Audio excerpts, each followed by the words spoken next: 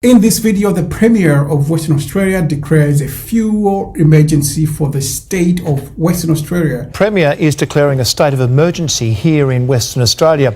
The government granted specific new powers to force sensitive information out of fuel suppliers on stock and distribution. What does this all mean for you and me? Now, this is the African Boss podcast, and my name is Yao, your diaspora coach with nearly 25 years of lived experience here in Australia, helping you make sense and understand what is happening around us African migrants in the land down under.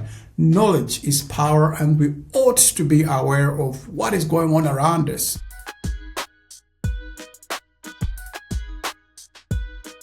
A visit to the Governor in a bid to shore up the flow of fuel across WA.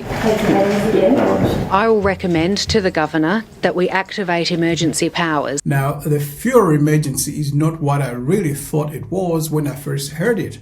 It does not necessarily mean that the state has run out of fuel and is empty, bone dry, or that all servers are closing tomorrow, or that people should go and panic buy. What it actually means is this: the government has activated special legal powers under the Fuel, Energy and Power Resources Act. Now, the state premier emphasized that this was not a COVID-like state of emergency. Remember, the COVID state of emergency involved a lot of law enforcement, but this is not it.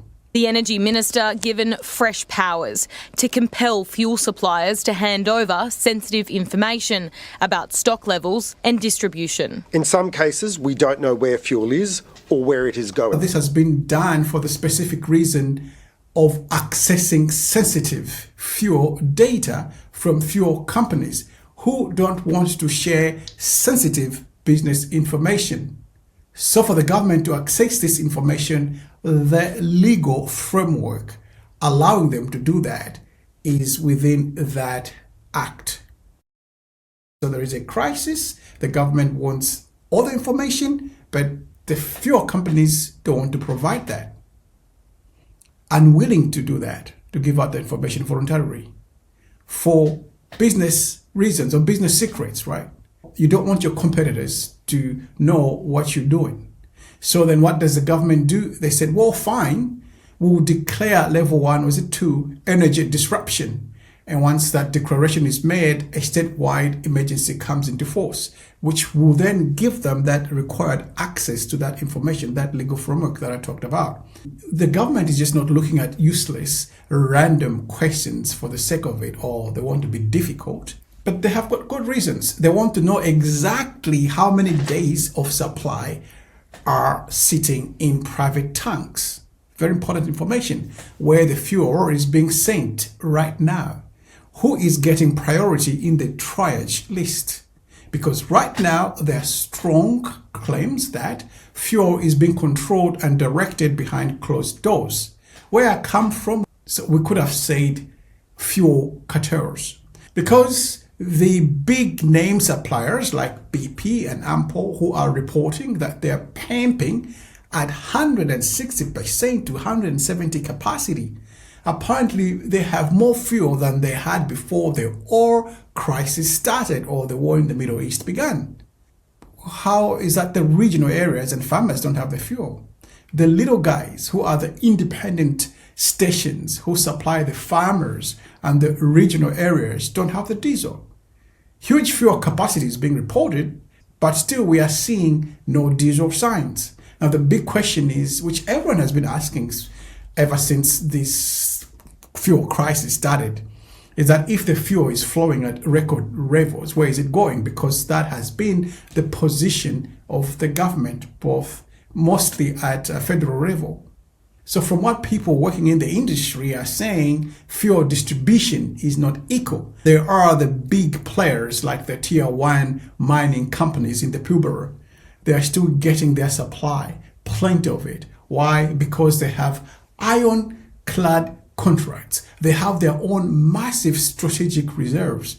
And because the economy and the government's budget relies on them staying open, staying in business. So they are withholding large fuel reserves. You must understand that the economy of Australia is almost fully dependent on the mining sector. If the mining sector collapses, the economy of Australia will be gone for sure.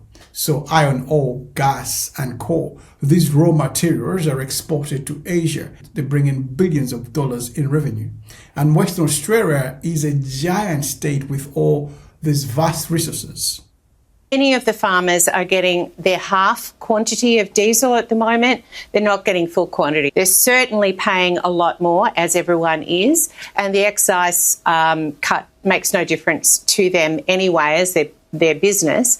And so they've had to make decisions. Do we plant wheat and barley, which require more tending, more spraying, etc., or do we plant vetch and lentils and things that are actually a lower value crop? So then, the farmers in the wheat belt and Great Southern, the regional trackies moving food, the small family businesses who are struggling and in despair are the ones that are affected the most.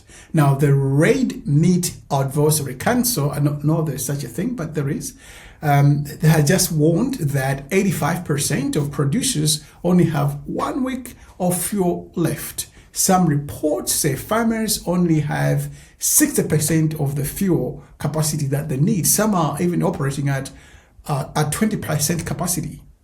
The trouble is, this is happening during the most critical window of the year, the seeding, planting season. Now, if you miss this window, they miss the whole year. And you know that if the seed has to go in the ground, it has to go in. Otherwise, it's disaster for the farmers. It's disaster for everyone. Because if they can't plant crops, they can't run the water pumps for livestock, they can't get the grain to the ports. No, diesel is everything. And then what's going to happen next? Well, food supply is going to drop. There will be no groceries in the shops. And we have seen this movie before during the COVID time. We knew how fast groceries can run out. Now, prices at Woolies and Coles will inevitably go up. The cost of living will explode. We know the interest rates and everything else. It's just all going to go up. Your wages are still the same, right? So then if you're in the city and you're going to your local server and they have petrol and you think, well, we're all good, this shortage in the wheat belt will hit your wallet in the grocery store. Sometimes we think, oh, these problems are none of our business, or whatever's going on in the Middle East, none of our business. But we should stop thinking that, because whatever is going on in the world affects Australia severely. So the bottom line is there might not be total emptiness of the fuel tanks that's driving the crisis. Part of it is logistics and transparency crisis. The WA government has had to appoint a fuel security state controller just to oversee this, like a fuel czar. They even had to allow oversized road trains to carry extra loads of fuel and fertilizers to the regions because the normal system has essentially failed, right? It's a failure of the logistics system. Now, some people believe fuel companies are prioritizing high margin contracts with the mining industry. They are holding back information to avoid government interference and also other competitors. They are waiting for prices to peak even higher before releasing stock, aka greed. Now, so the government has to step in and say, hey, show us the books, show us the tanks, show us the priority list. If you're not getting fuel here, we will get it for you. So now what is in it for us, the Africans in Australia? What's our skin in the game? Well, it matters a lot. Many in our community work in logistics and delivery, talking about Ubers, trucking, warehousing, regional mining and agriculture, small businesses with tight margins. So can you please leave a comment if you're in that field and tell us what's happening if you work in that field, in that industry. It will be very interesting to learn from you what is actually going on the ground. So high cost of living, rising rents, expensive fuel, pressure on income to send back home, right? So it's just a lot at the moment. Donald Trump today had his own national address, and he said the war is going to end soonish, but there are no dates. You can't really, I suppose, give deadlines. You can't go and say, okay, we'll end in 2 weeks. I don't think war works like that. But what is clear is that the war is not ending tomorrow or anytime soon. I think it's going to be longer than what they're saying. Now, the Strait of Hormuz is currently a flashpoint in the Middle East, because now Donald Trump is saying, well, you can look after it your own selves. We're not looking after it for you. So I don't know how that is going to play out. The shipping routes are being blocked, and the uncertainty of it is just going to increase, right? Shipments to Australia have already been cancelled or deferred. It is not looking good at the moment.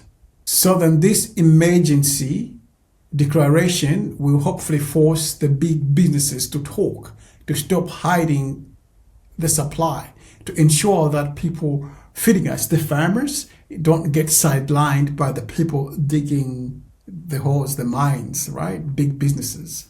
And sometimes the most dangerous situation is not when there is no fuel, it's when the people in charge lose track of where the fuel is. Like in this situation. So the government is being proactive. They don't want to have to get to a point where they have no idea. So then if you're in Australia or in the diaspora, you need to pay attention to these legal moves. The government doesn't declare emergencies for the sake of it. They do it because there is no control, and they would like to regain the control of the market, right? I think it's a good move. We'll see how it plays out, because then we can get the priority areas sorted, and that will help a lot.